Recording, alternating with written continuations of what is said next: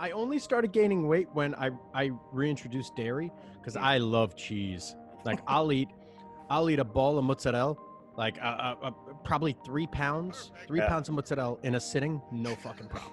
The brain's a problem-solving machine. And I'm pretty sure that the majority of people, they don't change how much they're worrying throughout their life. They think, oh, when this has happened, then I'm going to stop worrying. But then that happens and they're like, well, why am I still worrying? Because it's just the way that you are. I'll argue with people on what they think. And, fuck if I know. Like, what the hell do I know about anything? But I'm just expressing my opinion. I want you to argue against what I'm saying so I can understand how you think about things. Like, that's how I learn. You say to people, okay, like, let me solve all your problems out. Yeah, then I'm just going to go on a beach, drink margaritas on the beach all day. All right, cool. Couple days, cool. Couple weeks, cool. Couple years, not cool. My dad and I were talking about this shit, and he was a very, very successful businessman that came from absolutely nothing. He says, yeah, that's what makes people fucking great. Is that you're afraid of fucking up. So you're not going to fuck up. So you're going to make sure you're fucking detail-oriented to get everything fucking right. Because there's nowhere to arrive to.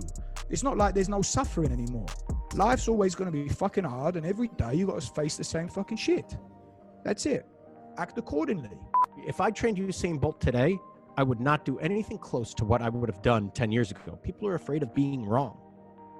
No one wants to be fucking wrong. That's why you don't put things out there. It is not the critic who counts, not the man who points out how the strong man stumbles or where the doer of deeds could have done them better.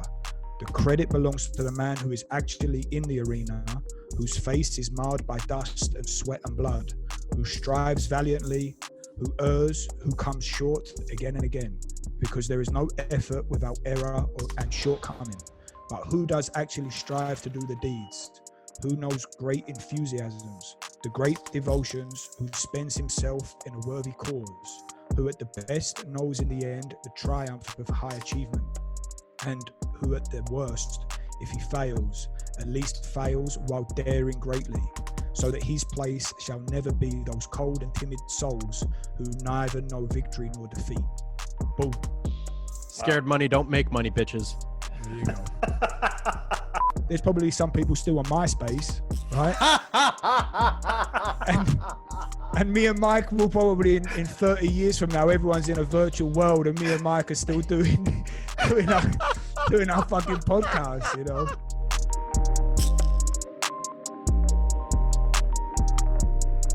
All right, guys, we are live. How you guys doing? Oi. Good. What is the drink of choice? Brooker, you're on bubbly water. So am I. Mike. That makes 3 of us, mate. All right, bubbly water. Mike's fancy, right? Because, now he's an acupuncturist. He likes a bit of lime in there, just a splash of lime.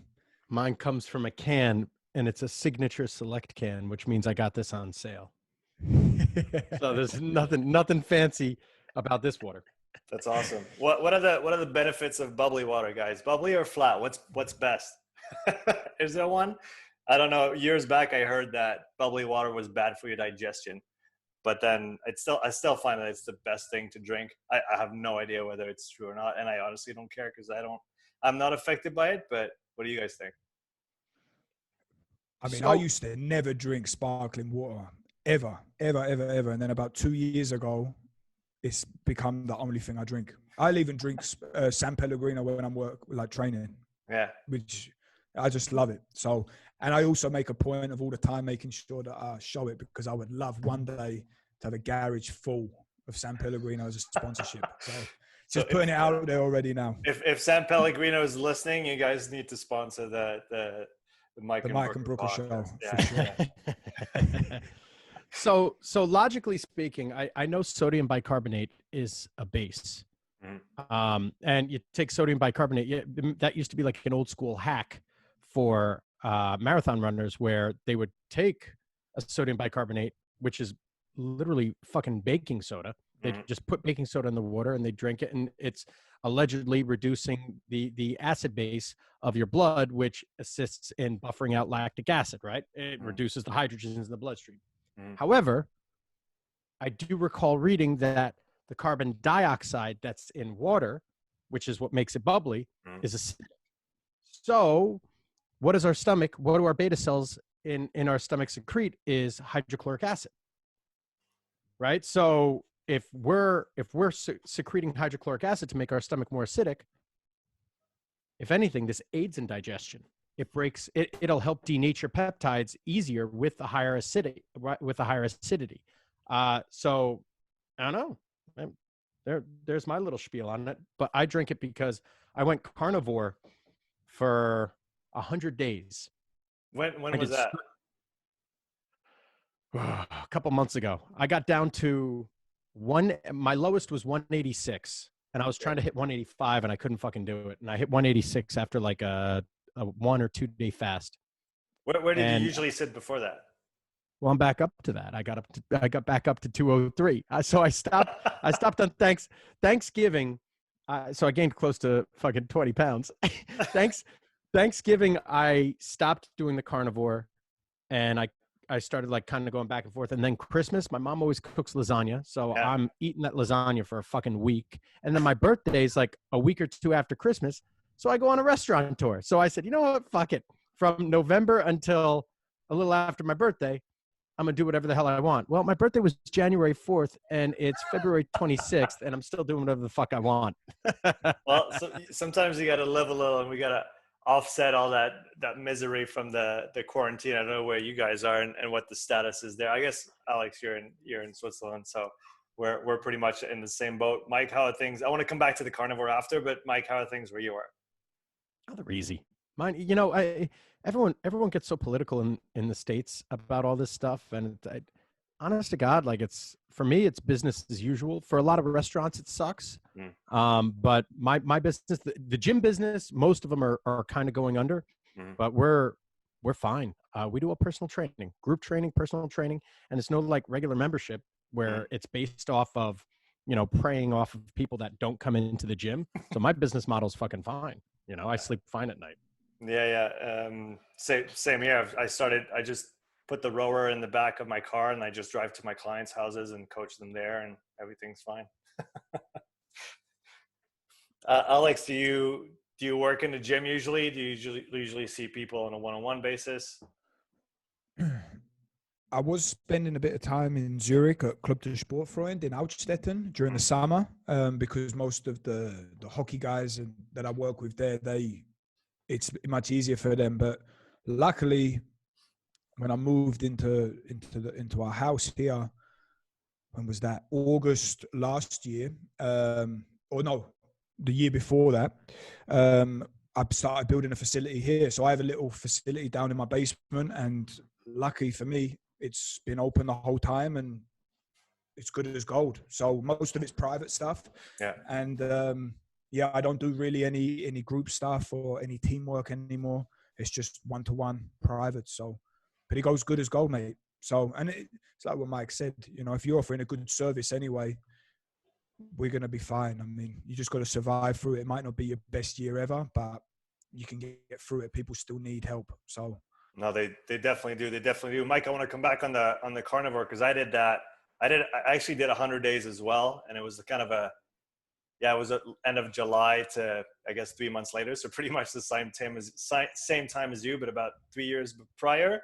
Personally, it's probably the best I ever felt in my life in terms of energy, mental clarity, all of the above, and just super, super intrigued by the whole thing. And obviously it seems to be a really good option for people who have autoimmune conditions. What was your experience doing that?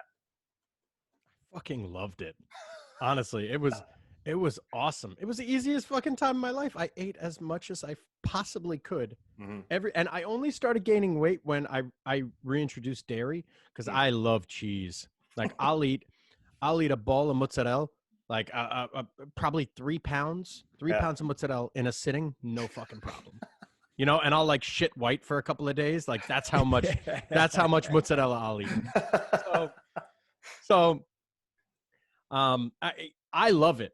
I absolutely loved it. Do you need to do carnivore? No. I mean, it's calories in, calories out, right? And protein is 30% more thermogenic than carbohydrates, or excuse me, 22% more thermogenic than carbohydrates, because carbohydrates have like a 8% rate, and then fat is like 1 to 2%, right? So protein is anywhere between 20, 30, possibly even 40, depending on who you are. So you're burning more calories eating protein, and then on top of that, you're not consuming nearly as many calories because protein's so bulky. It takes so much energy to digest it. So I mean, I just fucking love it. But when it comes down to it, it's calories in versus calories out, no matter how you slice it. And that's why a lot of people will feel better. And I think a lot of the bloating and all that stuff, it's not necessarily the source. It's the quantity. I think it's the calories. Like your body's just sitting there saying, "Oh shit, well, we got to store this somewhere." And then here comes the double chin and the tough, difficulty breathing. But it's the easiest. Now, I've tried nearly every fucking diet. I've gone vegan twice a week for a year, maybe 2 years. I was doing vegan twice a week on Tuesdays and Thursdays, no matter what. I've done, and throughout 4 years in college, I was weighing my food every single meal, so I was tracking it, and I was basing it off of the zone diet, which is like a 40-30-30. I've done the ketogenic diet. I've done a ton of shit.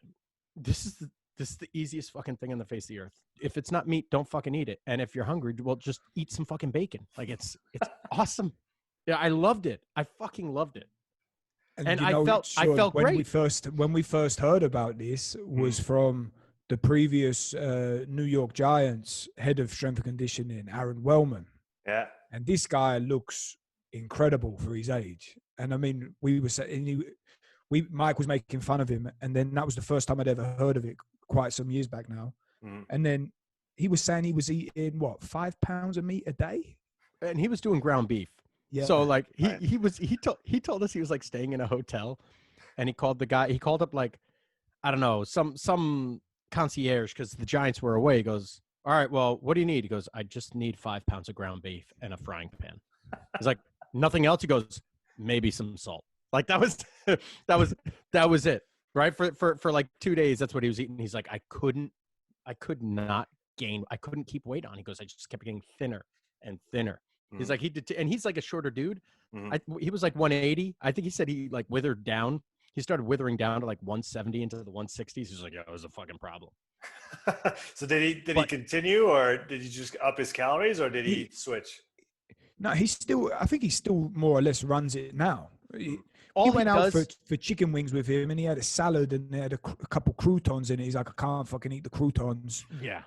And and the salad sauce, he started being a bit funny, like, oh no, I feel a bit funny, like coughing and shit. He was like, but he's, I mean, that guy will walk around with a bag of and he's fucking great. He was a guest on our show. I fucking love this guy. He's awesome, but he wakes up every day at like 3:30 in the morning, and he'll pack his lunch, which is just a bag of broccoli and like a bag of meat. Like that's all he'll have all day, every day. And he sticks to it. He's fucking very, very strict with it. But with me, I put in for 100 days. During that time, I did not have a single day off, not one day off. And I was putting in 100-hour weeks. So I was in my last semester of acupuncture school, I was building my business.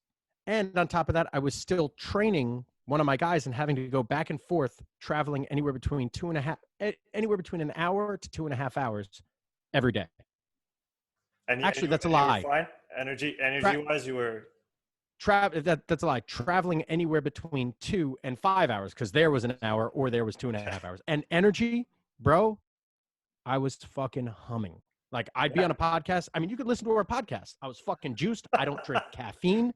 Is that you tired now? Is that you tired now then? Yeah, right now I'm fucking exhausted. I'm absolutely exhausted. I can't imagine what that would have been, Brooker, for you to deal with Mike on the podcast with double the energy. Oh, used to it, mate. Used to it. You should see it when we're together in person. It's even worse. feel sorry for anybody hanging around. But Mike, going back to your prior point, do you think that then you could have the same effect in terms of just energy and drive throughout the day on just a normal quote unquote diet with just less calories in general? Yeah. I mean, just don't be, and the other thing too is I don't eat past 5 p.m. either. I never eat past 5 p.m. Right? I eat in accordance with the circadian rhythm. So if the sun goes down, I stop eating. And you switch that up then in the summer and in the winter? No, because my bedtime doesn't change. Right? With circadian rhythm, typically it's based around your bedtime.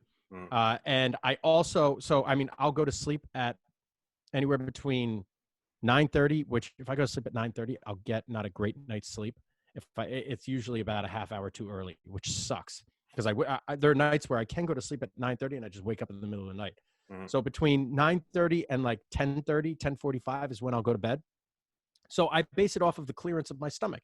It takes 4 to 6 hours to clear any kind of solid food from your stomach. And if it's protein, it's going to be the 4 to 6, like later towards the 6. So I try to give myself plenty of time to clear all that out so it doesn't increase my resting heart rate while I sleep, which will increase C-reactive protein, which is a measure of systemic inflammation, blah, blah, blah, blah, blah. And it just disrupts sleep. So I want my heart rate as low as possible.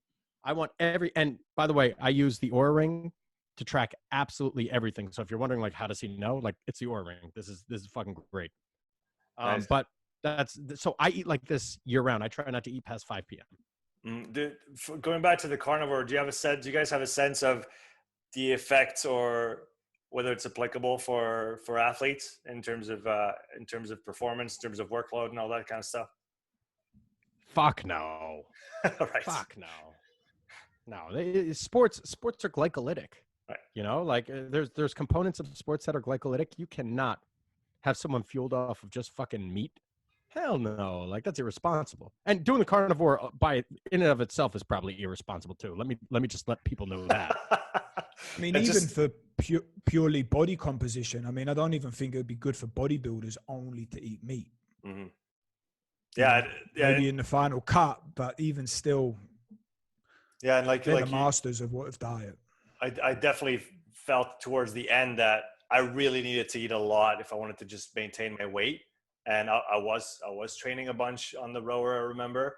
So I definitely think that probably longer term wouldn't have been as sustainable if I just kept training that much. But it was definitely a very interesting, like you said, Mike, I pretty much tried everything under the sun as well. And it was probably the most drastic change I had felt in terms of energy and all those. Did you notice any difference in your sleep too? I felt I could get off with like 6.5 hours of sleep, no problem, when I usually just need the average.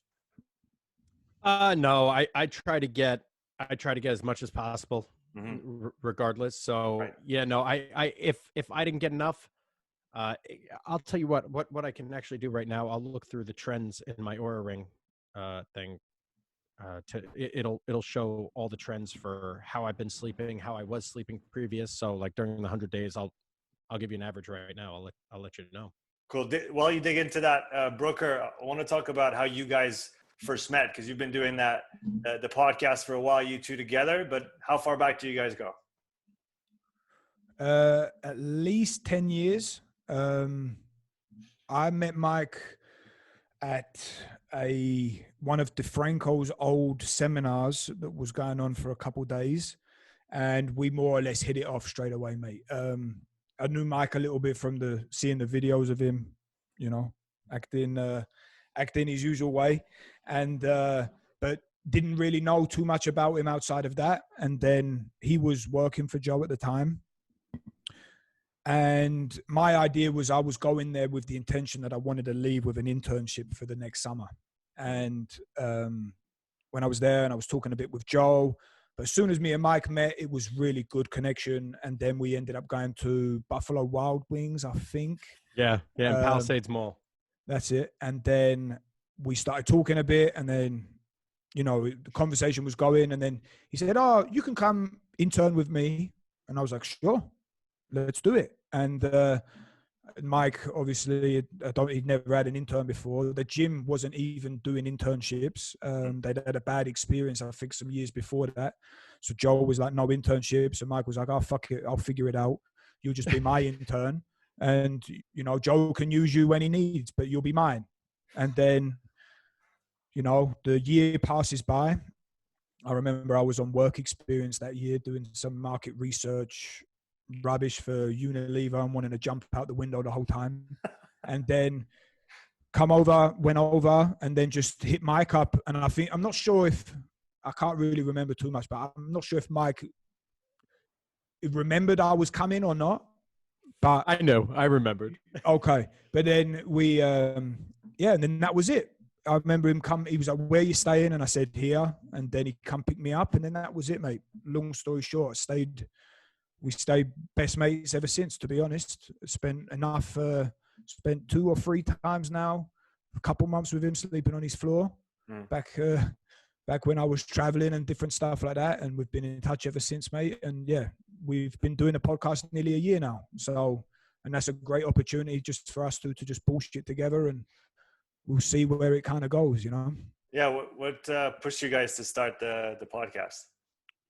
Honestly, we've been talking about it for ages, and people had been recommending each of us solo, you should do a podcast.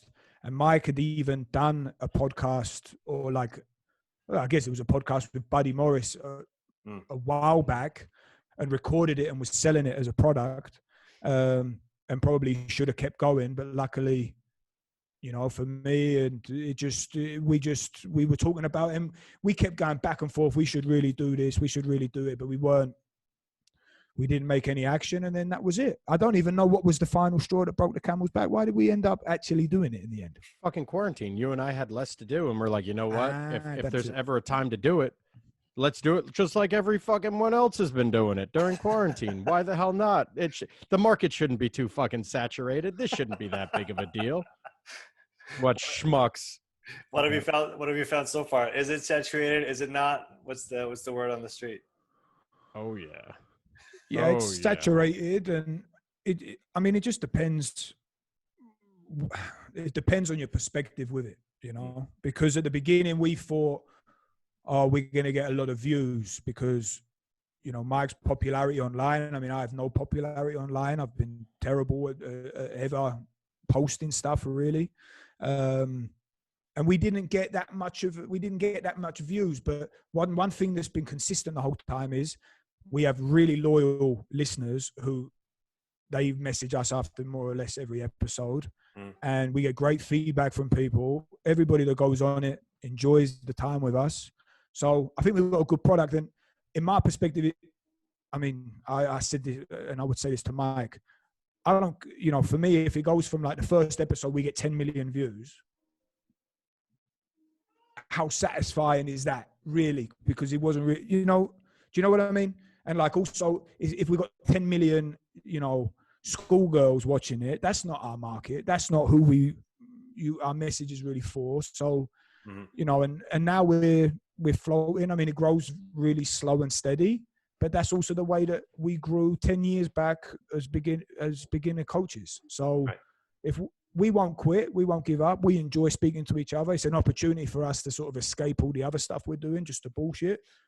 We enjoy it, and we'll see where it goes. But I'm not really too outcome focused on it. I mean, I would love to end up getting sponsored and all of this, but if it don't come, mate, I don't care. I get to spend some time with my best mate here, talk a lot of bullshit, meet cool people, and that's already rewarding for me. You know what I mean? Yeah, that makes sense.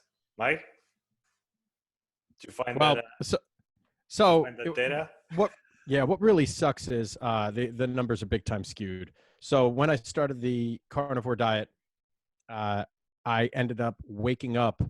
I pushed my wake up time from like 7 a.m. all the way back until 5 a.m. Oh. So now the numbers are skewed because my deep sleep is pretty consistent throughout, but my REM sleep took a plummet. My resting heart rate was lower then than it is now, but that also could have to do with the weight gain that I've had. Like I've gained 18 more pounds. My respiratory rate, pretty comparable. has gone up since the carnivore diet, my HRV, but my total sleep score during that time, my average sleep score for each month was higher. So on average, but again, it's consistency. Like now, some days I'll eat a pound of mutts. Some days I'll eat a fucking, box of Teddy Grahams with a jar of icing, hey, maybe not. I don't fucking know, so like, no wonder my sleep isn't consistent now. Like some days I'll fucking get like a 52 sleep score. Other days, like maybe I'll get an 80. And if you don't eat like an asshole, you kind of sleep like a king, Yeah. But that makes sense. Let's jump back on the podcast bandwagon, Mike. Why did you not continue when you did that one episode a long time ago? Because I'm a schmuck. So years ago, I think it was like 2011, I had the idea because I have a fucking awesome network. Like my mentors are awesome. I was at DeFranco's, so I had Joe DeFranco at my disposal as well, and he's got a huge following. I was like, you know what?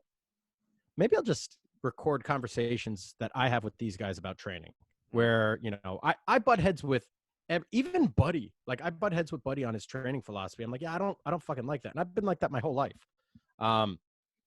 So I'll argue with people on what they think, and fuck if I know. Like, what the hell do I know about anything? But I'm just expressing my opinion. I want you to argue against what I'm saying so I can understand how you think about things. Like that's how I learn. So I'll always play devil's advocate. So I was like, you know what? Let me do this with Buddy, and then let me do this with James Smith, and then the thinker, and then let me do this with all these people. And then I did it with Buddy. I was like, yo, this is fucking great. I sold a ton of them. I sold a fucking ton of them. I say, hey, Buddy, here, let's split this. Here you go. Right. So we were doing really well. And I just didn't continue it. I was like, hey, well, I'll call them training talks. And then I just got like too, I don't know, like insecure, like, oh, who am I to do this stuff? Like, all right, I'll bullshit with Buddy. And then let's see how that does. But it was a great idea that I had back in 2011. If I started that then, and kept doing it, yeah, like the podcast would be huge. I'd be the fitness industry's Joe fucking Rogan. Yeah, but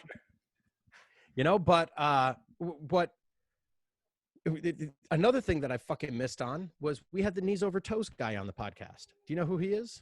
The knees over toes guy. I'm thinking of what's his face with the ponytail? Is that him? No. Ben Patrick. Oh no, I don't know Ben Patrick. Yo, Ben Patrick is a fucking gangster. You will know about him. Just remember this. Well, know about him. Brooker, he's up to 275,000 followers already. Yeah, I told you, Joe Rogan's liking his stuff. He's going to be on Rogan's podcast and he's going to explode. So Ben Patrick put together a knee rehab program. Mm-hmm. It's he calls himself the knees over toes guy. When I first came across him, he had like 30,000 followers. And this was like last year during quarantine, when maybe a little before when we started BSing. And he had this program where he had, I don't know, like 1,000 people doing his program for $50 a month. Yeah. I said, shut up. I said, bro, you're killing it. He goes, it's funny, man. I know who you are. I said, okay. He said, but no. Like I've been following you since you did that box jump. So since I used to work, I used to work at DeFranco's. Oh, hold on one sec. What's going on? Did you guys hear that, by the way? No. Oh, so my I was doing a video, and it was the podcast of our podcast, and the opening scene came out, and it was like the music was blasting. I'm sorry about that. So I used to be an athlete at DeFranco's. I didn't just work there. I used to work out there when I was in college. And I had this box jump where I did like a 55-inch box jump, and it went YouTube viral before videos could go viral.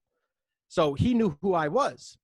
So he followed me, and I came out with this knee rehab protocol, knee prehab rehab warm-up that's still on YouTube right now. Yeah. That has, I don't know, like 15, 20,000 views on YouTube. Nothing, right? Like it's just something that I came up when I was training people. Ben Patrick's program is not much fucking different from it, except he sells it for $50 a month, applies it, and scaled it better than I did. And this guy now has 275,000 followers, over 5,000 people a fucking month subscribing to that $50 a month program. And it's nothing groundbreaking, but it's awesome. So like I fucked up on podcasts. I fucked up on this knee rehab program. It's like, I'm just a fuck up, but I'm always early to the party. I just never knew there was a fucking, I never know there's a party. It's like, oh, the party's here, huh? Well, no, I guess I'm fucking out of here, guys. And it ends up being the world's best fucking party. Yeah, it's crazy, man. If you look at those guys like, Rogan, who started, 10 years ago or whatever, and I kept doing it without giving a fuck whether people listen or not, or who was there or not, or who they had on. Just kept chugging on, and now just get bought out for an ungodly amount of money by Spotify. That's crazy. Yep. Yeah. So you're looking at a huge fucking schmuck right here. Do you guys have a sense of like what's going to be the next thing? Like now it's podcasts. Everybody's doing a podcast. Every coach has a podcast. Where's it going next, guys? What's the next party, Mike? You can't miss that bus. I know. People are going mad about Clubhouse now and this audio only, and right. Maybe that's going to explode. But the issue that I see with a lot of these too is that the new platforms is there's a lot of politics involved in all of this stuff, these big tech, and I saw that there was a recording, and if you get the chance, you should listen to it. Mm-hmm. It's actually Naval, Joe Rogan, the founder of Clubhouse, all in a talk. There's recordings of it on YouTube. I think I saw and that. And if you listen to, you should listen to it. It's actually awesome because Rogan's not really taking it serious, and he's like, yeah, well, I already do this. Like, why should I come and over here and blah blah blah. And they start asking certain things like, well, can Trump be on Clubhouse? And there's just this awkward silence. And then Rogan starts giving the guy, the founder, he's like, oh, you're fucking nervous, bro, huh? Like you're, and he starts ripping him. You should really watch it. It's really cool. And the guy already mentions things like, oh, we have hate speech policy and stuff. And then Brett Weinstein comes on and he's like, see, this is going to be a big problem because then who are the fact checkers and what's the narrative and all of these things, man, they come and go. They come. I don't know. I mean, TikTok is also huge and LinkedIn is huge, but you don't know how long until they keep going. I mean, LinkedIn's organic traffic is probably the best that exists. TikTok, you can go crazy viral, and people go viral with like the more amateur the video, the better it seems to go. It's like the opposite of what you would think. So, yeah, I don't know. Like you said, I think I guess all the structured social media platforms, they're going to be, the whole politics behind it, like you said, is going to be applied to those. And I guess right now, at least the podcast format is still maybe one of the freest spots because it's not necessarily platform specific, and you're kind of, in between and still doing your own thing. And if nobody wants to host you, I'm sure there's ways you can figure out to host your own podcast without needing the servers and the different podcast hosts that exist out there. Right. And also one of the other things I'm not a fan of with Clubhouse. I mean, I've never used it, so who am I the fuck to say anything? And what do I know? But you have to be live. Well, what about you got a live going on? And like the nice thing with the podcast is me and Mike can record it. Sometimes we record these or any kind of hour, but then you need other, it's all about other people being in the room, and then people are talking over each other, and then you've got people trying to prove themselves and trying to virtue signal, and then it just becomes like a whole big fucking mess, I definitely wouldn't want to just be in a room with 5,000 other people with Mike. I'd rather just talk to Mike, and if they want to listen to it, good for them, but not engineer it just to try to catch as many people. And that's also one of the things that I don't know. Me and Mike spoke a lot about, should we pay for advertising? Should we start doing this? It looks like the people that go big, they have this kind of technique, and we've always just reverted back to doing our thing. We never introduced the guests. Everyone said that we should do it. We just doing our own thing. We're kind of like throwing it up and just see what happens, mate. Mm-hmm. Yeah, Mike.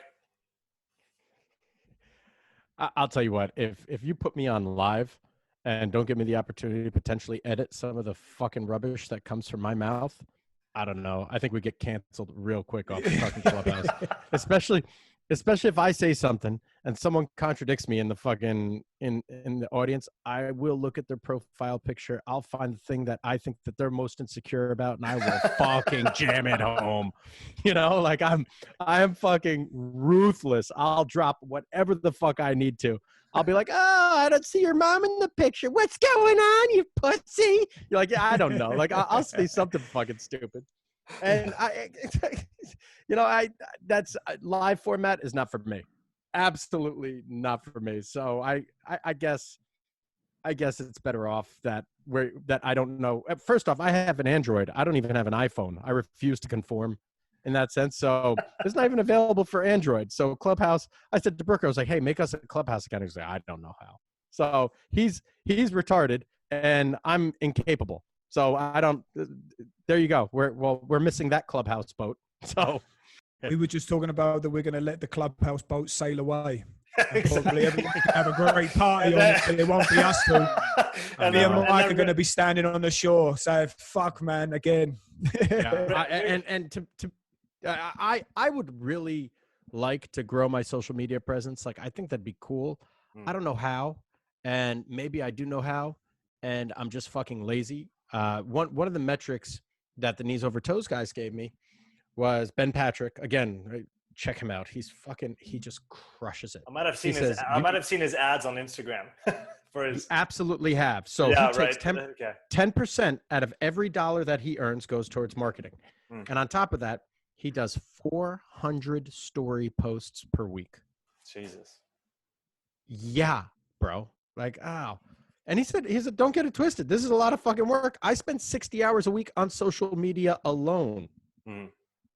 So at the same time, when you have 5,000 people following your program and tagging you in their stories, you can go ahead and share those stories pretty quickly.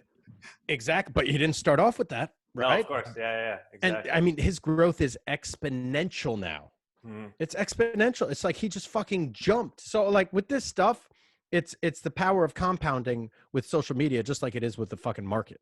You know, you just, I'm just a broke motherfucker when it comes to Instagram. I think, what do I have? Like 10,000 followers or some shit like that. Like it's nothing compared to these guys. And I don't do any marketing. Even with my gym, I don't do any marketing. The only reason I have social media is for my gym. That's it. Because I've had some very, very elite pro guys find me strictly because of Instagram. It's like, yo, bro. And you know, a friend sends it to a friend and that's how they find it.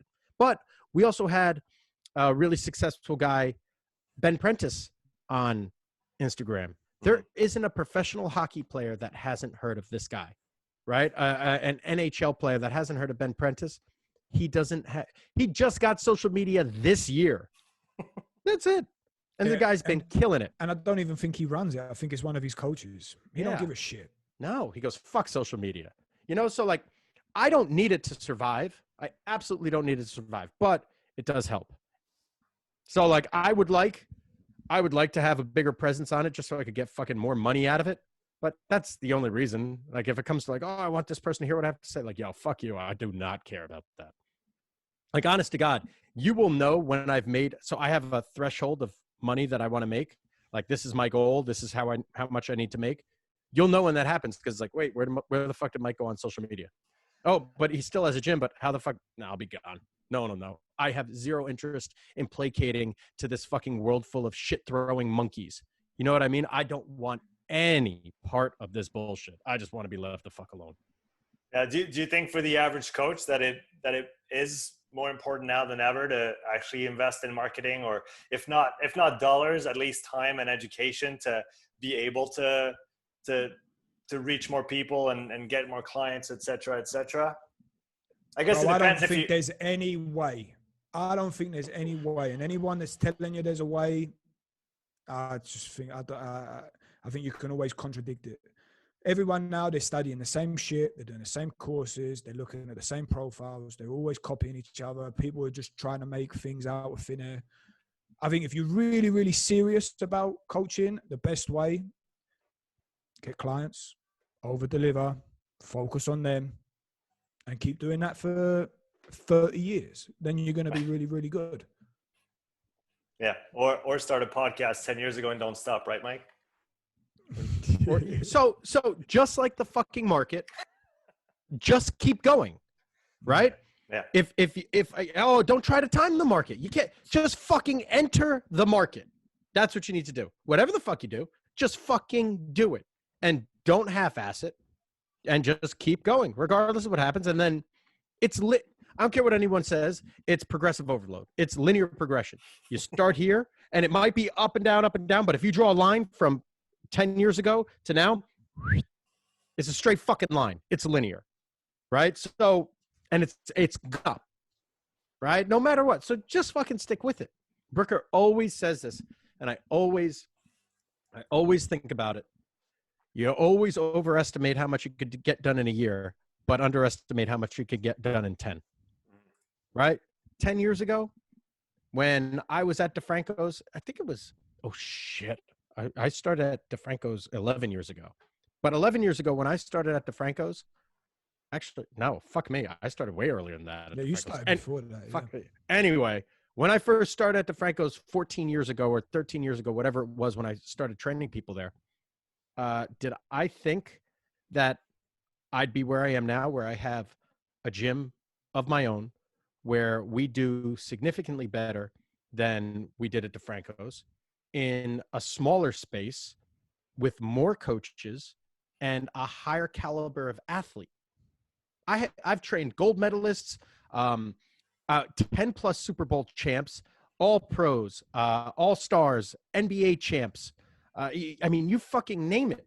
You name the sport. I've trained NBA. I've trained MLB. I've trained NHL, NFL, MLS, PLL, which is professional lacrosse, rugby union, rugby league. I mean, you name it. I fucking trained a pro and elite person in that sport. When I first started at DeFranco's, I couldn't fathom doing that. I'd be like, oh, well, what was your goal? What was your goal when you started out coaching? Where do you see your path going? Anything that I do, I need to be the best at it. That's why I don't have any hobbies. It's exhausting. It's okay. I just don't feel so bad that I don't have any hobbies now, because we're 2 in the room, maybe even 3. I know Brooker likes to travel a little bit. Yeah, but that's a lifestyle for him. That's who he is, right? And this motherfucker traveled a little bit. He fucking went AWOL for 18 months and no one could get a hold of him. And he was on a motorcycle backpacking up and down South fucking America. So like a little bit, if anyone, and now this fucking psychopath wants to do an Ironman and he wants to try to row across the Atlantic. Yo, no, so like this, apparently the people in this chat right now, if you do anything, you go fucking ham at it, right? So my goal is always to be the best. And it's not like one of the best. Like, no, I want to be the best.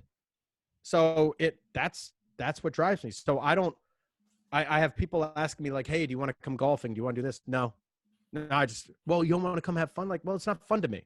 Like, I suck at it, and I don't like sucking at things. So, and it's just a waste of my time, because I could be developing something with this, or I'd rather be the best at hanging out with my family. Right? Like, I don't want to be like mediocre at fucking golf. There's no sense in me fucking doing that. It's not relaxing to me. So when I first started, what was my goal? I wanted to be Joe DeFranco. I wanted to be better than Joe DeFranco. I wanted to be better. I wanted people to call up and be like, hey, DeFranco's training. Where's that guy, Mike Guadango? I hear he's the fucking best. I never wanted to leave there. I never would have left there. He ended up closing the gym and moving it down to Texas. But that's all I wanted. I just wanted to be the best at what I did. What about you, Brooker? When you started coaching, what was your vision for where you would go with it? So this was at the beginning of my bachelor's degree. And my idea back then was, I had a really long-term ex-girlfriend at this point. And my idea was, I'm going to open up kind of a garage gym, something like Joe, in my hometown, settle down straight away at like 20, open up a gym and just focus on that. That was my idea. And I wanted to, also run something fantastic, more focused in the rugby world. I wanted to be like the rugby guy. And it was funny because my best friend, or one of my best friends still now, but certainly my best friend at the time, he was the complete opposite. He was like, no, bro, I want to go travel the world, and then I'm going to pick the best place out of everywhere I go, and I'm going to be an architect and just float around and just pick up work here, there, and everywhere. And he always used to say, oh, you know, that sounds so boring what you're going to do. And I was saying, man, you're just wasting time doing all this. Well, funnily enough, at the end of that first university experience, the roles had completely switched. And then for me, I was lucky. I mean, when I first come to Swiss, I had a fantastic experience, and we did some great work there in Zurich.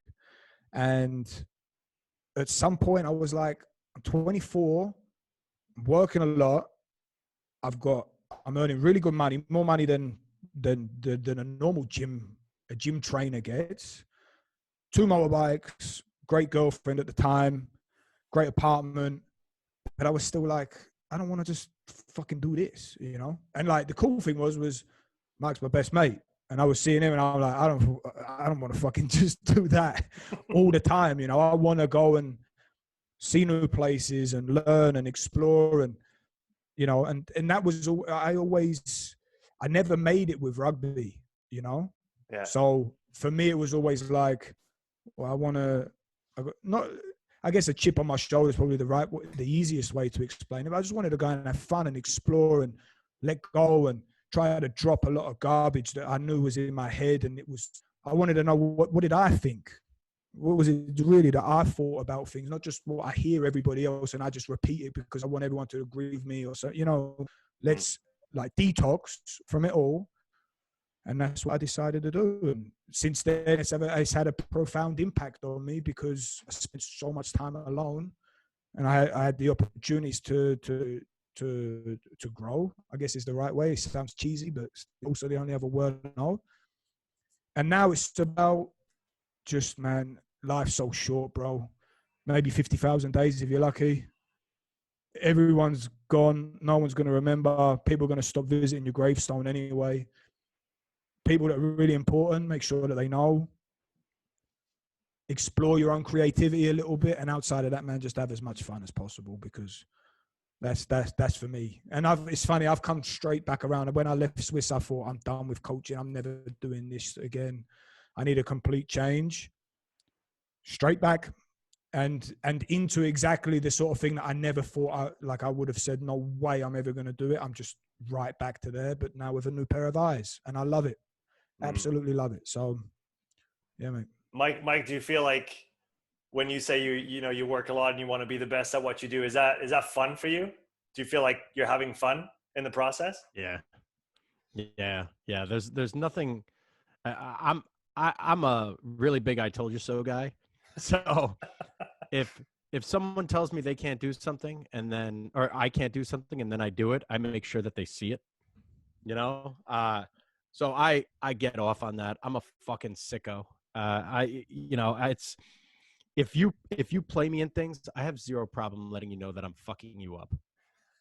You know, I do enjoy just being better than someone at something, and Brooke and I talked about this like with mindset and stuff when it comes to like ego and things. Like, I don't have an ego. I know exactly how good I am, and I will let you know about it. Right? Like I'm not afraid to fucking say, yeah. I don't underplay anything. Like, no, this is what it is. So I really enjoy it. I love being good at something, and I love. Do you ever see the show House, TV show House? No, I don't believe so. Okay, it's with a really fucking pretentious doctor who's also a drug addict that they can't, and they know he prescribes illegal drugs, but no one can do what he does. Because he's so fucking good. He's so invaluable. Oh no, of course. Yeah. House, Dr. House. Yeah. Of course.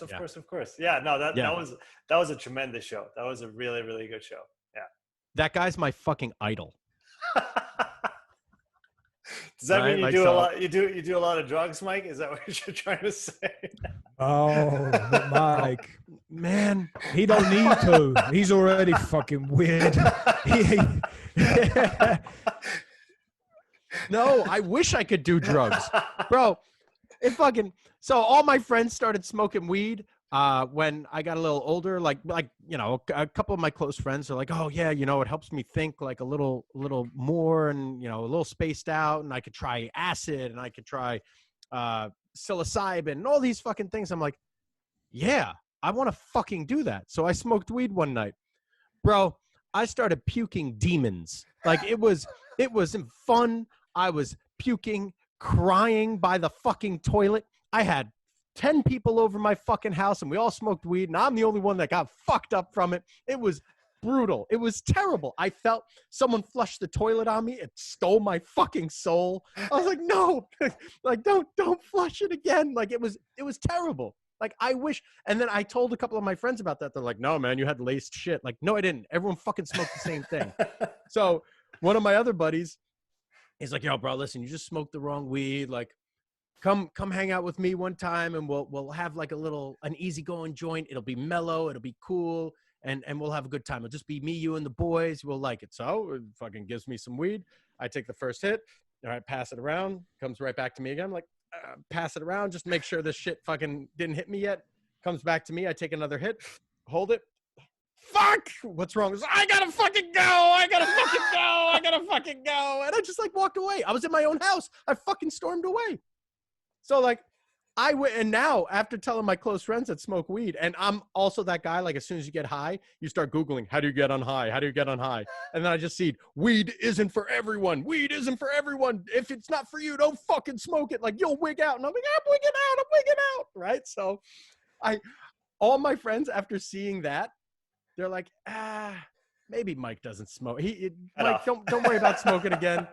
Don't try mushrooms. Maybe there's some demons in there that are in there for a reason. Keep them locked up. So, yeah, don't open the floodgates. So as far as me doing like Percocets and giving diagnoses, I don't think that's on my to-do list. I just don't think that's the crystal ball doesn't have that for me. Well, to each their own, right? And Brooker, when you said, you know, coming back here, where are you in Switzerland? Just outside of Thun, mate. Okay, yeah, between Bern and Thun. Yeah. Okay, not too far. We'll have to have coffee at some point. Sure, absolutely. Yeah. When you said, you know, coming back and enjoying every day, what does enjoying life every day mean for you right now? Today's episode is sponsored by Strength Coach Network, the #1 education and networking platform for strength and conditioning coaches. Strength Coach Network offers over 200 hours of video education delivered by elite level presenters such as Dan Pfaff, Jada Mayo, Derek Hansen, Carl Dietz, and Buddy Morris. If you work with or want to work with team sport athletes and take your coaching to the next level, you will find everything you need to know on topics such as speed development, plyometric training, conditioning, rehab, program design, and much, much more. Strength Coach Network also allows you to interact with hundreds of coaches from all over the world, ranging from top NFL, NBA, and MLB coaches all the way to the grassroots level. You can ask questions, respond to popular threads, and get valuable insight from the best in the business. Strength Coach Network also covers career and business development tailored specifically for coaches. If you want a resume critique, need to get ready for an interview, or are looking for professional networking advice, go to strengthcoachnetwork.com/upside to get your first month at half price. That's strengthcoachnetwork.com/upside. Well, right now it's also very new because 3 months ago I had a little girl born. So now my whole world's been completely rocked around. And congrats, mate. All right, thank you so much. Yeah, yeah. For me right now, I mean, like today, I had a great day. I woke up usual time, 5:30 in the morning. Have a coffee, drink some water, read a little bit, get myself in a bit of a nice, you know, read a couple bits, some inspirational stuff maybe, or something I'm curious in. Then at 6 till 9, I shut everything off and I'm just creating. I'm writing different things. I'm trying to write different self-hypnosis experiences, let's say it like that, where I combine different exercise protocols and hypnosis together, because I think that there's a very interesting synergistic effect that they have. And that I think is I think there's something really beautiful to like the creative process, but I've never been a creative guy. Like I used to get that through coaching, But now I feel like it's something that's been going on for years now, that I've just been like, I need to do this for some reason. I don't know why. It might be a complete fucking waste of time. I don't know. I haven't seen any fruit of that labor yet at all, but I'm enjoying it, and it feels good when I've done it, and I feel rather satisfied afterwards. So I feel like it's the right thing to be doing. Then 9 o'clock, I do my first training session. By midday, I start working, and then 12 till, usually 6, I'll go whatever, like I'll have sessions back to back to back as much as I can. And then as soon as I'm done the last one, then I'll just spend time with my family. And that's really great. Or do podcasting, and then it's all about relationships. So I try and squeeze in another 30 to 45 minute workout in somewhere there, between working and family stuff. So, but I love the, something that Naval said, like the 3 most important things, and also the compound the most is your health, your wealth, and your relationships. So I was like, well, that's really nice order.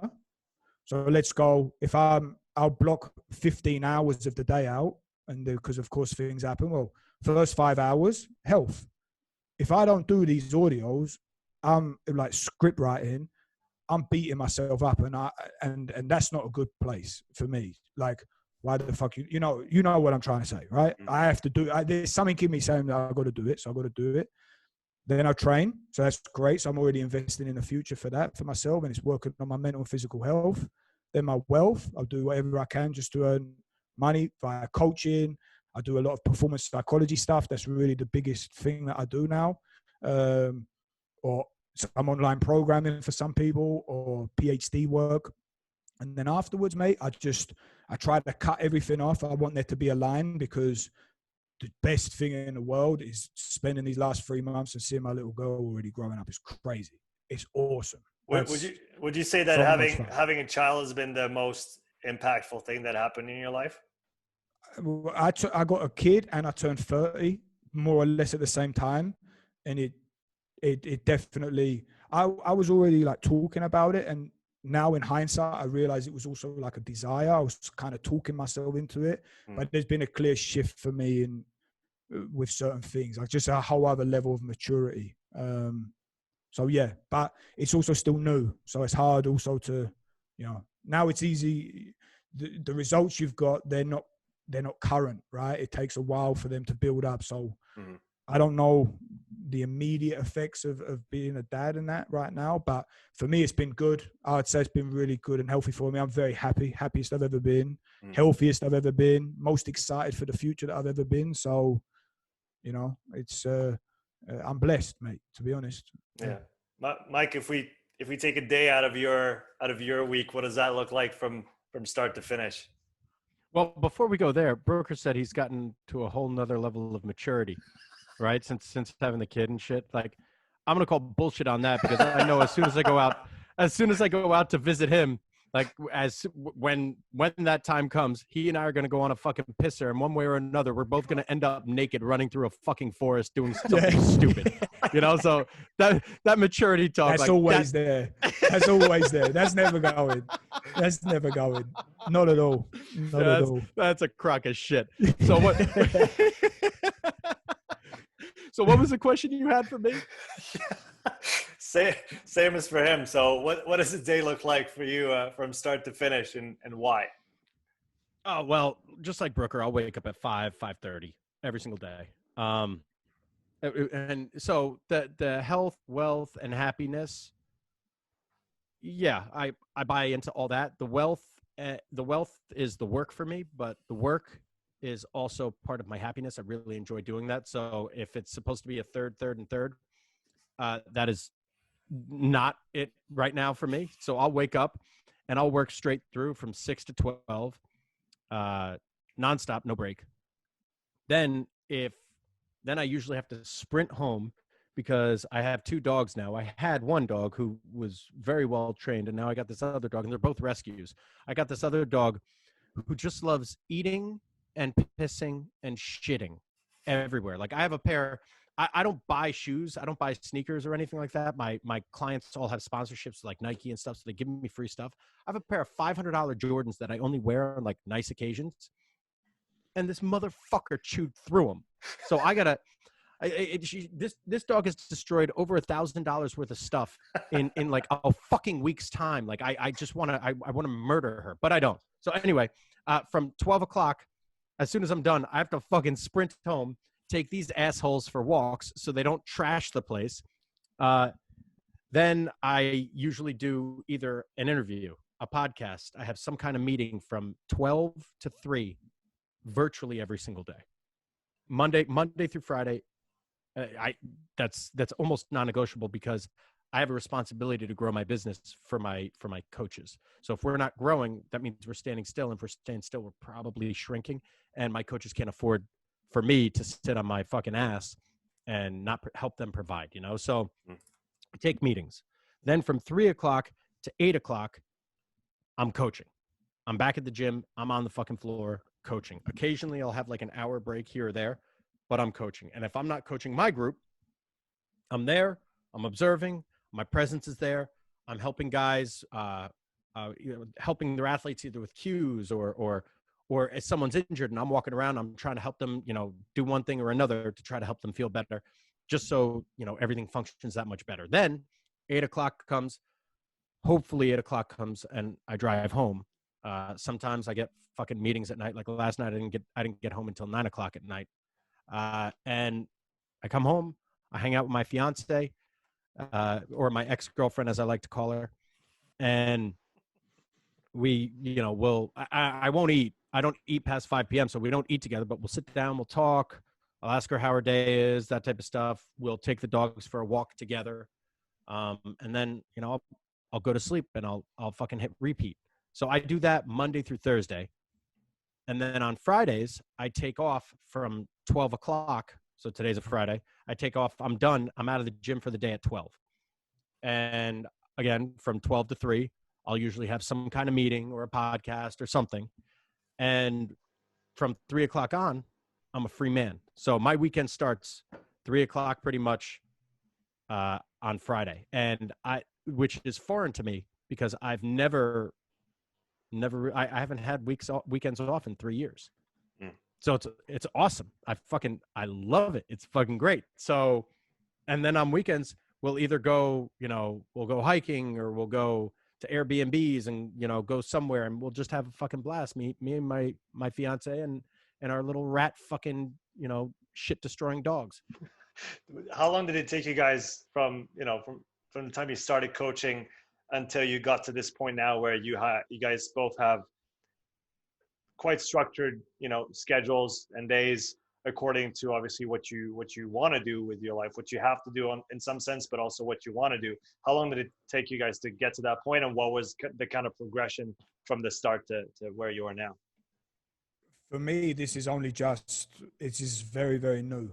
So, and it's going to be curious in the summertime because then, all the NHL guys are back and different skiers and all the pros are in their off season. And I don't know if it can continue like this. I mean, usually in the summers, I'll get on the first train that I can out of Bern Bahnhof. And I mean, I'll be waking up at usually the same sort of time, being on that first train. It's 2.5 hours travel into the gym. And then I will have usually sessions every 90 minutes starting from 8 until 6. And then I get 2.5 hours on the way back home. And usually I get 2 double bacon cheeseburgers out of the butcher, eat that, and then I'm out cold on the train. I mean, catching flies, done. And would repeat that Monday, Tuesday, normally half day on Wednesday because I try and program it a bit like that. And then Thursday, Friday. But it took a long time, mate. And also I've only just really come back to Swiss. So my mindset is always more. But that helped me get to where I am now. And I know it's not going to help me for the long term. I know it's not. There's no way it's going to, because it's robbing the future by paying for today. So I would rather, like I said, right now, and I mean, when I say this, I sound like a dickhead. I feel like I'm pulling my pants down for the whole world, like with this writing stuff in the morning. I don't know where this is going to go and take me. It could be a complete waste of time, and I should have just spent the time coaching people, because I could have people at the house at 5:30 in the morning here working with me. But it took a while. I mean, when I first come back to Switzerland, I always joke, but I was doing anything for money, man. I mean, I was massaging old women from an old people's home. But why? Paid me the best money per hour, you know? I just did anything. It didn't matter what it was. If I weren't getting paid to do some sort of coaching or massage or performance psychology stuff, then I was doing it for free. And if I weren't doing it for free, then I was organizing, hitting up anybody just to do something with me, just so I could get the ball rolling. And, you know, I got good momentum moving real quick, and I can sprint really good. But then I know, well, the last time that I sprinted for a couple of years, then it's like, I need to get the fuck out of here and go and live again. And I don't want to get there, especially now, kid, dogs, house. I don't want to go and travel or run. I want to just have something nice and sustainable. And I want to work smarter now, not just, living today. Yeah, I've been like this my whole fucking life. You know, this isn't anything new. I've been waking up at 6 a.m. and going to the gym since I was in 8th fucking grade. You know, since I was 13, 14, 15 years old, I've been doing this lifestyle. And then, you know, from school, I either go to a practice or, you know, I go to, you know, some kind of session, or I go to physical therapy or something. This is, and then during the weekends, I'd have fucking wrestling tournaments. So, you know, it just, this is my, I don't know any other life. So I started doing this. I hit the ground running once I started taking sports seriously, and I really haven't stopped. I can count on one hand how many times I've been on vacation. You know, it's I don't know what a vacation is. I do not know. I don't know what I would do on it, and maybe I'd enjoy it, maybe I wouldn't. Who the fuck knows? But this is just who I am. Yeah. Do you feel like you might get an even bigger edge than what you already have by working so hard if you learn to switch off? Is that something you've ever thought about? Yeah, right. In physics, the most active particles in the universe also spend the most time being perfectly still, right? So it's the yin and yang relationship that we have with everything. Totally. And I should probably figure something like that out. There was a period of time for maybe a stretch of like 4 years that I was only getting 4 hours of sleep a night, and I was hopped up on caffeine, and I was just fucking going. And then like I fucking crashed hard, and it took about a fucking year to get like back, like emotionally and psychologically and shit, like get feeling good again.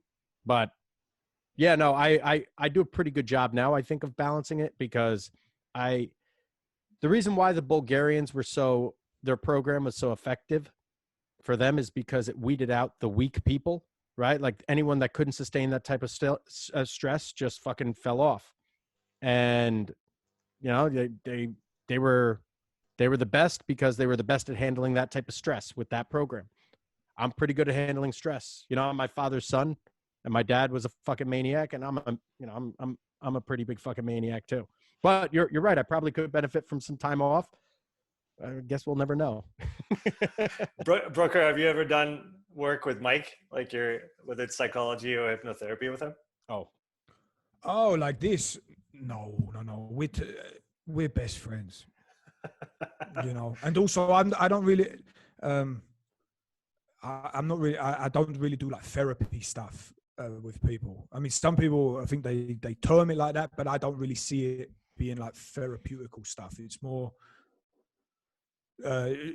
mind mapping work and exploring different things, different questions. And I use much more like different hypnotic stuff, like a lot of self-hypnosis. But with Mike, it's like we're too close, we're too friends. Like I think the best thing that we could ever have is just being good friends and just being really honest and going back and forth with each other. And I have a different idea. Like, I don't take this with a pinch of salt, not clinical grade clinical issues, but I think with most people, there's nothing really going wrong.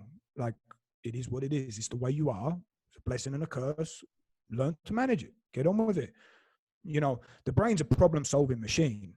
And I'm pretty sure that the majority of people, they don't change how much they're worrying throughout their life. They think, oh, when this has happened, then I'm going to stop worrying. But then that happens and they're like, well, why am I still worrying? Because it's just the way that you are. Some people worry much more. Some people worry much less. You know, do you worry? Do you worry a lot? I don't know. I think yes, but it's so hard it's such a hard thing to sort of measure, right? I have people that say to me, oh, you know, I know that everybody suffers with this or that, but like for me, it's really bad. Okay. But compared to what? Compared to like kids in Syria that are getting bombed, or like compared to me, or compared to what? But it's our own experience. So it's really hard to understand. So yes, I worry. Yes, have the same sort of things that everybody else has, I guess. But I don't know. I try not to like, you know, let it sort of overwhelm. It is what it is. What do I need to change? What do I need to be honest about? Like, et cetera, et cetera. So, but I mean, man, there's no path. There's no like cure. I can't put it in a bottle, because if I could, then I could sell it to everybody and it would work for everybody. It doesn't exist, right? I mean, most of the time with most people, it's just they come to like realizations with themselves and understand it. They radically accept their situation and who they are, and they take radical responsibility for it. That's more or less the majority of the way things work, seems like. Not talking about clinical cases, because I've got no deal there. I don't do none of that stuff. So to be honest, I've met a handful of billionaires, like people actually worth over $1 billion. And Kevin Love actually says this quote all the time. I think it's from the show Billions. He says, you don't become a billionaire pitching underhand, right? Like, there's a reason why people are successful. And Joe Rogan goes into this shit too. He goes, you know, what he's noticed is all the really successful people that he has on his podcast had a really fucked up upbringing. Like, they had some serious trauma happen to them, or something fucked up happened and they had to overcome some serious adversity. Like, look at David Goggins, you know, that guy got fucking abused his whole fucking life. And now he uses that abuse as fuel that literally keeps him running hundreds of miles a week. You know what I mean? Like, these people aren't normal. And I talked about this with my father, where we talk about, because I have really bad. So we Brooker and I did a personality test, and it's called, what was it called, Brooker? It's the Big Five. It's Understanding Myself. Is that the one? Yes, exactly. Yeah. So we did the Understanding Myself personality test, and I mean, I'll read my fucking scores to you if I can find them. But I mean, essentially, I was like 92nd percentile in neuroticism, 91st percentile in withdrawal, negative emotions, right? And like 89th percentile in volatility. So that means I fucking freak out.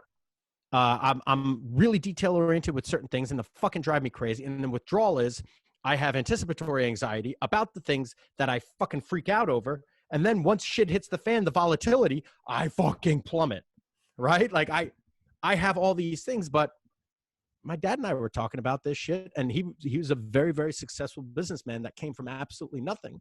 He says, yeah, that's what makes people fucking great. He said, you're afraid of fucking up, so you're not going to fuck up. So you're going to make sure you're fucking detail oriented to get everything fucking right.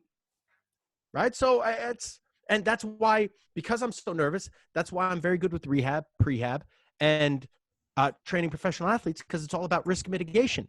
And that's my whole life. How am I going to avoid risk?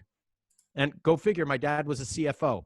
He feels the exact same way about things that I do. He's neurotic as fuck. And his job was literally, as a CFO, is to minimize the amount of risk, mitigate risk at all turns. And I'm his fucking son. Like, we are fucking twins, right? So you don't become, and the billionaires that I met are insecure twats, right? They're all insecure. That's why they do this. And that's why they try to hang out with professional athletes, because it makes them feel better about themselves being fucking wieners. because it doesn't. The billionaire, guess what?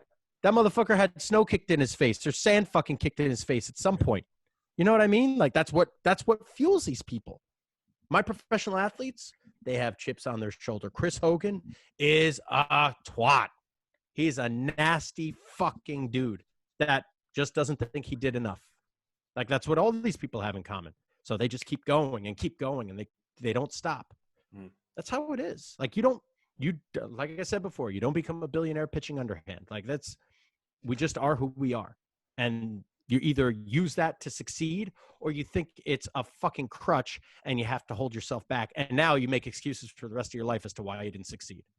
Guys, I wanted to get your respective stories on how you got acquainted with the fields that you've been studying recently. So Mike, acupuncture, and Brooker talk about hypnotherapy and sports psychology. So did you guys already think about going in those directions when you started coaching? Or if not, when did that come about and why? For me, it come about when I left Switzerland and started traveling. I gave like a year notice to everybody that I was going to go and do this. And I thought then I could sort of just step out and sort of close one door and open up another one. But a lot of the lovely athletes that I was working with, and some of them I still do now, they were always sort of keeping in touch with me. And I thought they were asking for programs, but then with a bit more digging in, they were always like, hey, listen, it was a bit more than just that. Can we I still want to talk, and what do you think about this? And I've got this coming. And then I just started realizing that there was another factor to it.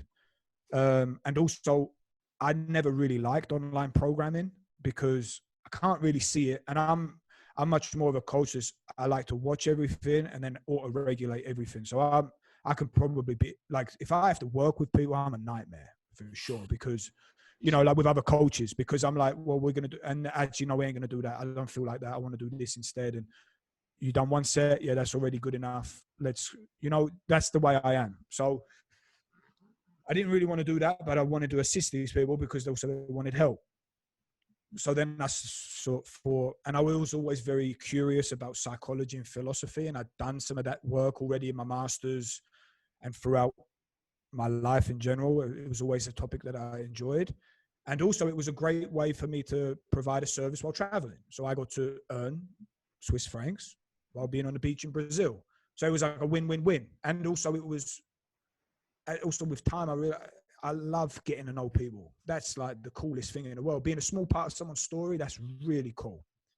And also you find that, being like intimate with people and hearing from them, you're just learning so much about yourself too. So it's like really beneficial also for, I don't want to call therapist because I'm not a therapist. You know what I mean? But from the coach or the guide, whatever you want to call it. So there was that. And then I loved coaching, but I was sick of it by that point. I never wanted to go back. So I was looking, what's the next thing? And sort of got really curious about psychology, started doing a lot when I was traveling, a lot of different meditation. I did a lot of crazy experiences. Probably we ain't got time for that kind of stuff, but just things that kind of like broke my mind and made me start to see things a bit different. And then I thought, well, what's the next thing I could kind of go into? Well, psychology would make a lot of sense with my natural skill set. I'm interested in it right now. And it's pretty much complementary to what I've done before and who I'm sort of speaking with and doing. So if people are going to be trusting me with this shit, and I say, listen, I don't know if I'm the right person to be talking to right now, because you're talking to a guy that's living on the back of a motorbike, sleeping on the floor, wherever he finds himself, with no map, no compass, and like really being irresponsible in a lot of times. Why are you asking me to try and help you out with your life? Like, I'm not the right person. But these people wouldn't go to people that if you would recommend them or trying to refer them out, because it was all about the report. So I thought, fuck, I really got to learn something here. And, I didn't speak to Mike that much when I was traveling, but I didn't really speak to anybody. But the odd bits, and Mike was always trying to be like, what are you going to end up doing? You can't just do this forever. And then anyway, long story short, I thought, well, why not try and, do a PhD in psychology? And now I'm on my third go on this because it's always fucked up for some reason. And what do you mean by it's fucked up? Well, I didn't like California. I didn't want to be there. Then the second university, the one in Arizona, it was too political. It started becoming about religion and gender stuff, and I was like, I don't care about any of this. I just want to do what I'm look into what I want to do and go for it. Now the third one around, Corona happened, so then I couldn't even do experimental processes. So now I'm like back basically at the beginning of it again, but luckily really focused. And it's funny how life goes. So, and in this process of also thinking about, well, what's worthy of studying, I don't really care about a PhD anyway. Like, what a fucking waste of time going back to university. Like, I hate university. I hate studying. I always have done. So why am I even going to bother doing it? So I started being more curious with what I'm interested in. And I'm absolutely fascinated with the fact that you can change the way that you think and feel yourself using different self-hypnosis stuff. It's like the original form of psychotherapy. And the more I sort of started looking into it and being, this is bullshit, this is all spiritual, these are all fucking lunatics that are trying to just rob people. It's rubbish. How the hell is it going to work? You know, and making people fall asleep and turn into chickens. I mean, what the fuck? There can't be any benefit in that. But then I started realizing, well, that's just the way that people have interpreted the technique.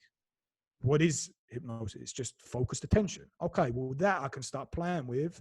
And I'd had some sort of personal experiences myself that, for me, it was just inevitable. It wasn't like I picked it. It was like it just fell on my lap. So I just have to kind of do it. And that's kind of the way that I am anyway. I'm just lucky. They just fall on my lap, the right thing at the right time. So yeah, there was that. So that was how I got involved in it, mate. Nice. How about you, Mike? Well, you know, when Brooker came to visit me from South America, I was in a weird place because that was a couple of, I don't know, maybe a year after that, like I had like some kind of fucking breakdown. Like it wasn't like a real breakdown, but my anxiety went through the fucking roof and I couldn't figure things out and I didn't know what the hell was wrong. So I was like, all right, you know what? Fuck this. I'm going to learn how to play the piano. I'm going to go surfing. I'm going to do all these fucking things. I'm going to just really designate time to sleep. So again, with the sleep, this like fucking changed my life, like being able to track sleep. So I was changing my thought process on things because I was plateaued, or so I thought I was plateaued with training and where I was going to go with it, because I was like, all right, well, I'm not going to make any more money than this, because if I continue on this course and speed, I'll be capped at this price per hour. This is how much I'll make, and blah, blah, blah, blah, blah. So I was trying to figure other things out. And then Brooker ended up showing up and we were talking. He stayed for 3 months, however long his visa was for. Stayed for 3. And then like, I think he came back for like another month or something like that afterwards. And we sat down. I have a fire pit right outside my house. And we'd spend nights just talking at the fire, smoking cigars. He'd have his splifta, you know, like, which is like half cigarette and half weed. And we'd just chill, talk, and just literally have our fucking podcast by the fire every single night, trying to figure things out. And then we're like, you know what? What do we want to do? And I really enjoy, like I said, problem solving. And what is going to help me problem solve the physicality of the body the best was to have unlimited reach. And one of the things that we can't do in the States, as personal trainers, you're not allowed to put your hands on athletes or people, really. I mean, I've been doing it for fucking years, but you're not allowed to call it massage. You're not allowed to do anything like that. Like, you know, whatever people get, there's restrictions or whatever. So, all right, well, I want to take all restrictions off. What will allow me to do that? 2 things: physical therapy or acupuncture. Well, what's one thing that acupuncturists can do that physical therapists can't is the needle intervention. But they could still massage. It's called Tuina. They could still do manipulations, which is, again, a branch of Tuina, which originally Tuina was called bone setting. And then they could also use instruments, scraping, instrument-assisted soft tissue massage, which we call gua sha. And on top of it, if I really wanted to, we could even get a degree in pharmacology, which is our herbology, right? So I'm a one-stop shop for everything. So I said, fuck it. Yeah, a great way for me to do whatever the fuck I want would be acupuncture. And Brooker loves talking and talking and talking and listening and having conversation. Like, so he's like, fuck, I think psychology will work. I was like, yeah, bro, you know what? Fuck it. Let's both get our doctorates. And then you'll be Dr. Brooker and I'll be Dr. Guadango. Like, wouldn't that be a big fuck you to everyone? Like, that'd be cool. You know, so that's how we decided to get our doctorates. But my thought process was literally, what will enable me to be untouchable and no other trainer will be able to do what I do? Now, I won't be a world-class acupuncturist by any stretch. I won't be a world-class acupuncturist. I don't intend on being a world-class acupuncturist, but I will be significantly more competent, and I already am, than a lot of acupuncturists strictly because of what I already know about the body going into it. Mm-hmm. So it was, now looking back, this is a no-brainer for me to do.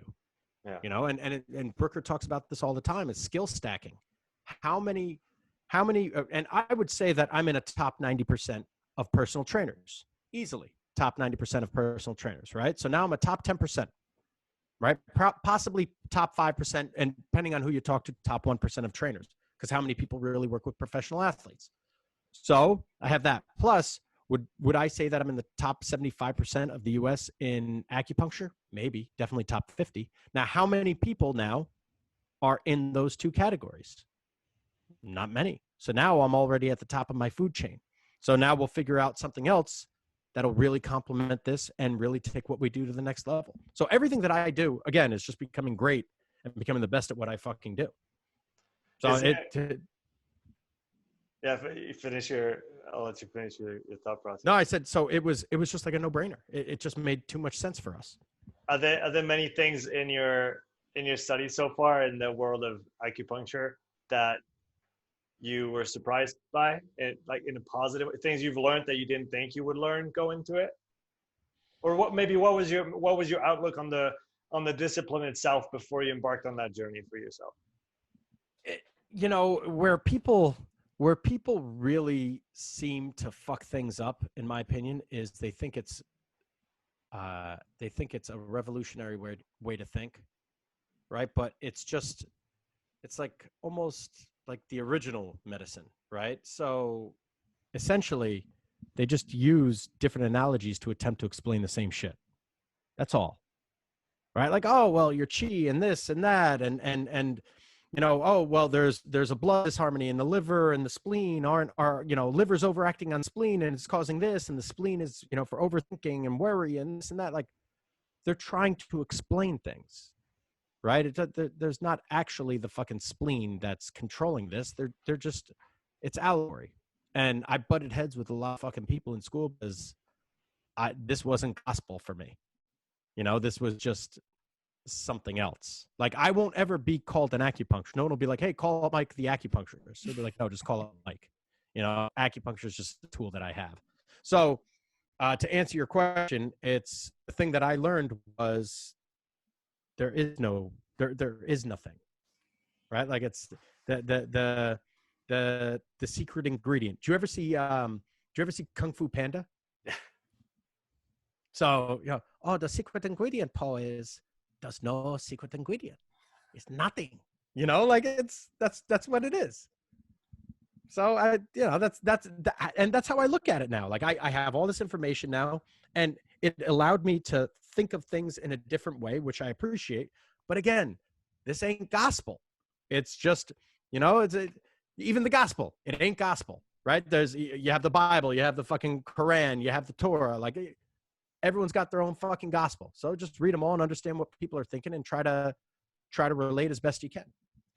You know, and this is an interesting point, because if you would have met me and Mike 10 years ago, we were always like, that guy, this guy knows this technique, this thing. That's the thing I need to learn. I need to know how to do that. If I can do that, then it's powerful.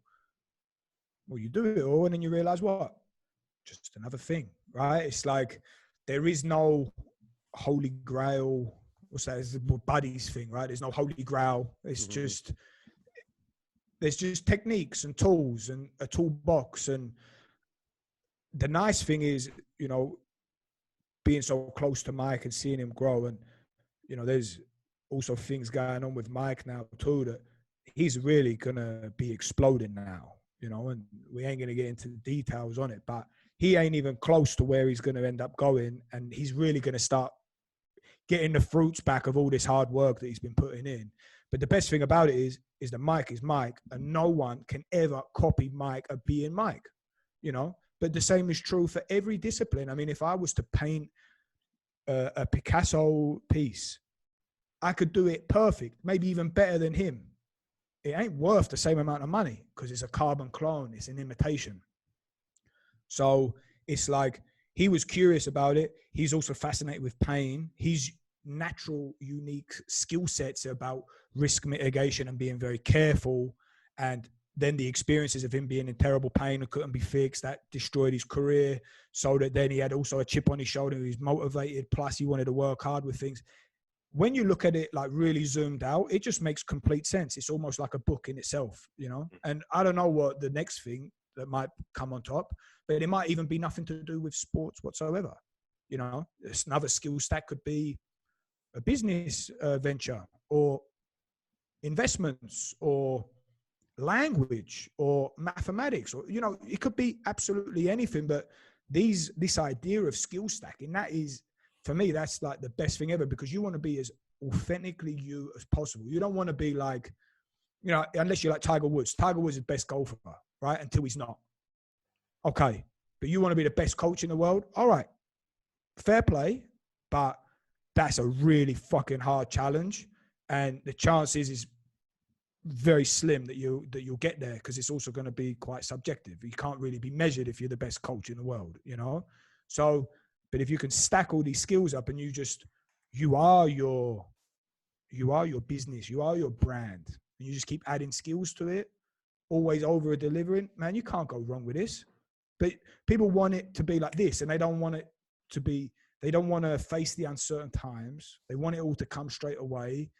And everything takes a long time, because also if you give everybody what they wanted straight away, then it'd be really fucking miserable. Then we'd really have a problem. So yeah, that's my little rant over. I was in a meeting yesterday because I'm looking to invest in a multi-unit house that also has, you know, commercial real estate in the front. And so it's a diverse property. And the guy I was talking to is, he's a fucking stud. He's this Israeli guy, and he is super, super smart. Like almost like autistic smart, right? Like he just kind of like has that look, in which case it resonates with me, because like there's talk of me potentially being on the spectrum. So one thing that he said to me was, I don't care what anyone tells you, real estate is always a long play. It's always a long play, no matter what. Like, oh yeah, the get rich quick, this, that. No, it's always a long play. He goes, all right, well, this works now. And then who knows, in 50 years from now, this corner lot, laws change, population grows. You can knock this building down, put up a fucking, 20 unit piece of property on, or excuse me, 20 unit structure on this piece of property. Now you went from the $1 million to, or whatever it is, to 10x or 20x just from that little bit. He said, but it's always a long-term play. It's always a long play. It's always the long game. And I think that's one thing that Brooker and I are very, very good at, is understanding this is the long game. And this next 10 years, we will be spent. He will be doing the psychological aspect. I will be doing more of the physical aspect with the acupuncture or the needling and figuring that out. And then the next 5-10 years comes along. And then the next 5 or 10 years comes along. And 30 years from now, Brooker's 60 and I'm 65. And we still have 30 more fucking years to live, assuming that we're, healthy. So holy fuck, imagine how much we're going to accomplish. So we just look at it like that. So what do you guys think so many people get stuck in the gospel, in the, I want to be that guy. I want to be this method. I want to follow this guy because he's got the quote unquote truth. Why do not everybody, but why do so many people get trapped in that game? I don't like to try to pretend that I know what's ever going on in anyone's mind, really. But one thing that I seem to think a lot of people go through is they think that there's a place to arrive to. And then when they're there, no more problems. You know, like how many, you say to people, okay, like, let me solve all your problems out. Yeah, then I'm just going to go on a beach, drink margaritas on the beach all day. All right, cool. Couple days, cool. Couple weeks, cool. Couple years, not cool anymore. So I don't know. We're like, our brain is a problem solving machine, and we love, and most people are addicted to feeling like pleasure. That's it. Yeah. Now Brooker doesn't want to assume I know what the fuck it is. Right? Like,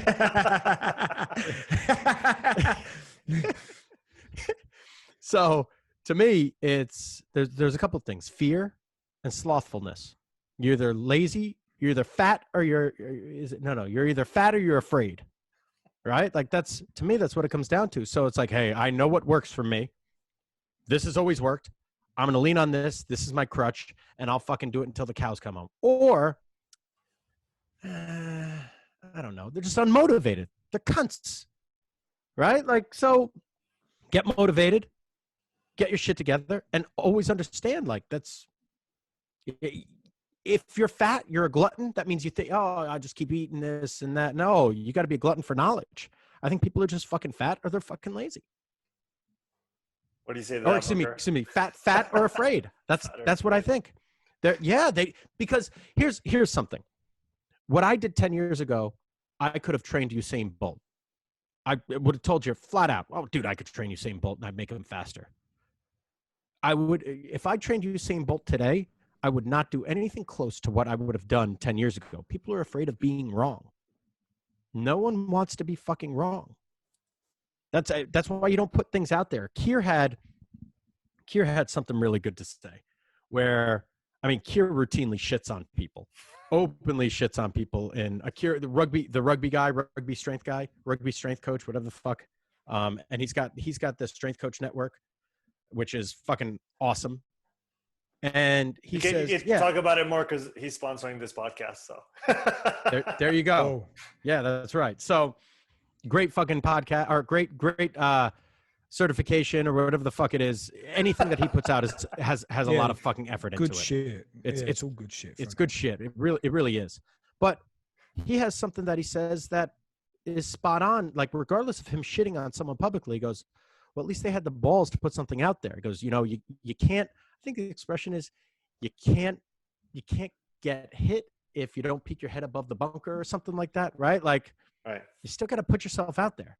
It's but like you're not going to in the Colosseum. You ever heard of that? Say, what's that one? Hang on. Sorry, I didn't mean to interrupt. I thought you knew that one. I think it's Roosevelt that said that. Well, anyway, you can't. You need to put yourself out there if you want to learn anything, but you put yourself at risk of being wrong, and no one likes admitting they were wrong. Bro, I am wrong so frequently, and I know what I think today will be different from what I think in 10 years. You have to be willing to say that. And people get on this guy, Mike Boyle. They get on Boyle about, oh, you change his mind too much. Well, the motherfucker learned something. He should change his mind. You know, like, if you walk around and your mind has never changed, it's just fucking torture. Well, I know everything. What the fuck? What else is? Yeah, no, I know that. Yeah, I know that. Knew that. You know, okay, well, fuck me. Why aren't you the millionaire cunt? You know, like, I don't. It's what? Did you get the quote yet? Yeah, I got it here. It's awesome. It's actually The Man in the Arena. It's by Roosevelt. It goes, it is not the critic who counts, not the man who points out how the strong man stumbles or where the doer of deeds could have done them better. The credit belongs to the man who is actually in the arena, whose face is marred by dust and sweat and blood, who strives valiantly, who errs, who comes short again and again, because there is no effort without error and shortcoming. But who does actually strive to do the deeds? Who knows great enthusiasms, the great devotions, who spends himself in a worthy cause, who at the best knows in the end the triumph of high achievement, and who at the worst, if he fails, at least fails while daring greatly, so that his place shall never be those cold and timid souls who neither know victory nor defeat. Boom. Scared money don't make money, bitches. There you go. with the mic drop. Yeah.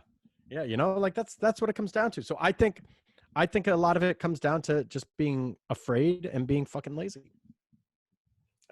Another topic I wanted to talk about with you guys, because Brooker, you said before, you know, when you were saying that you just would do what you had to do to make the money, and you would also work for free. I find that I guess that's at least on the Twitter sphere and on the Instagram, there's always that debate going on about should coaches work for free, whether it denatures the profession. Is it a good thing? Is it a bad thing?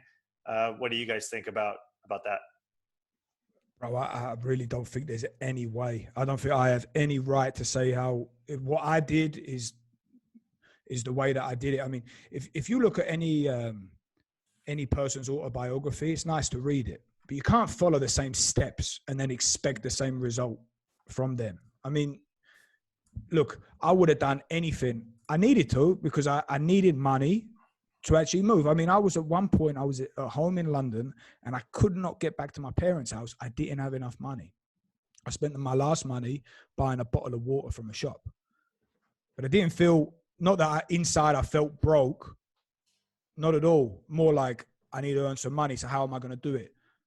Clean toilets, paint walls, do whatever is necessary just to get through. I do understand the logic. The guys shouldn't be given their time for free in an internship and all this, but like my style is you just take radical responsibility for it and you just try and go.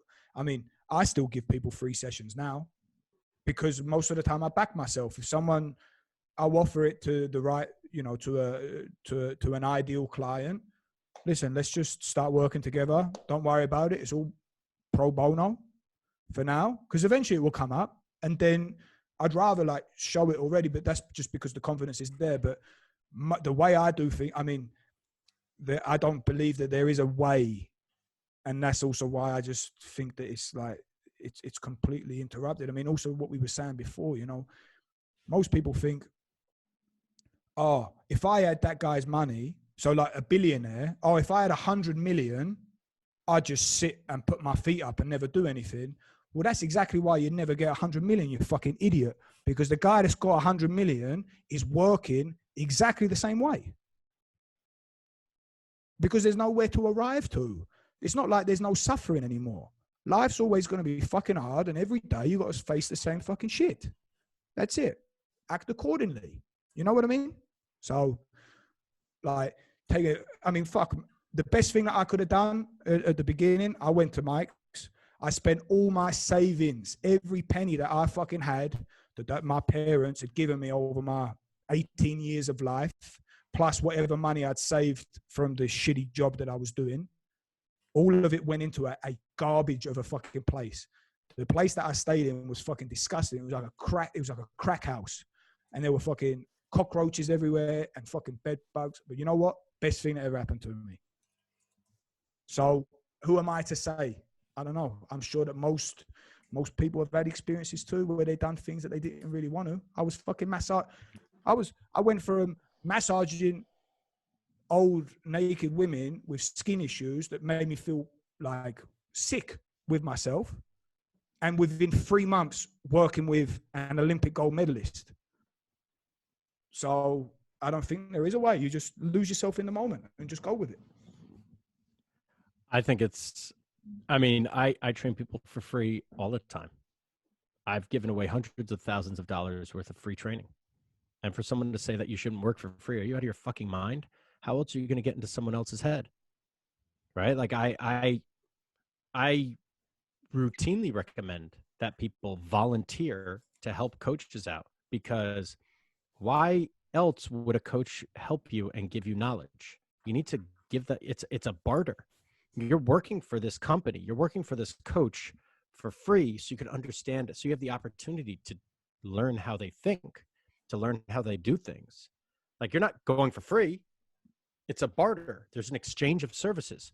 Your time and effort for their knowledge that they're spending thousands of hours on. Like, that's no. Any coach that says that is a cunt. You know, and go ahead, fucking at me on Twitter, you fucking cunts. You want to tell people not to volunteer? Are you retarded? No, that's how you learn. You know, and it's a different mindset too, because I mean, me and Mike have never really been like in the system, like really employed. We've always been in the private sector.